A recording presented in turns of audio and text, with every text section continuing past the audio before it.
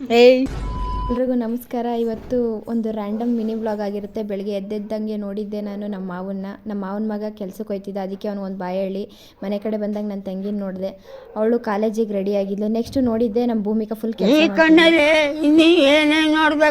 ಅದಾದಮೇಲೆ ನಮ್ಮ ಅಮ್ಮನ ಹತ್ರ ತಲೆಗೆ ಒಂದು ಸ್ವಲ್ಪ ಮಸಾಜ್ ಮಾಡಿಸ್ಕೊಂಡು ಫ್ರೆಶ್ ಆಗಿ ನಮ್ಮ ಅತ್ತೆ ಮನೆ ಕಡೆ ಹೋದೆ.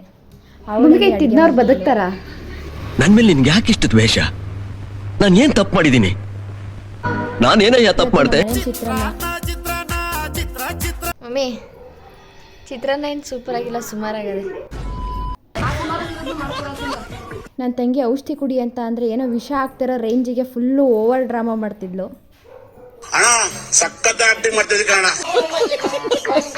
ನೆಕ್ಸ್ಟು ಮಾತಾಡ್ಸಿದ್ದೆ ನಮ್ಮ ವೈಷ್ಣವಿನ. ಹಾಯ್ ಮಾಡಿ ಎಲ್ಲರಿಗೂ. ಅದಾದಮೇಲೆ ನಮ್ಮ ಅತ್ತೆ ಫುಲ್ಲು ಕೆಲಸ ಮಾಡಿ ಬೆಳಗ್ಗೆಯಿಂದ ಸುಸ್ತಾಗಿ ಇವಾಗ ವೀಡಿಯೋ ನೋಡ್ಕೊಂಡು ಕೂತಿದ್ರು. ನೆಕ್ಸ್ಟು ನಮ್ಮ ತಾತ ವಾಕಿಂಗಿಂದ ಮನೆ ಕಡೆಗೆ ಬರ್ತಿದ್ರು.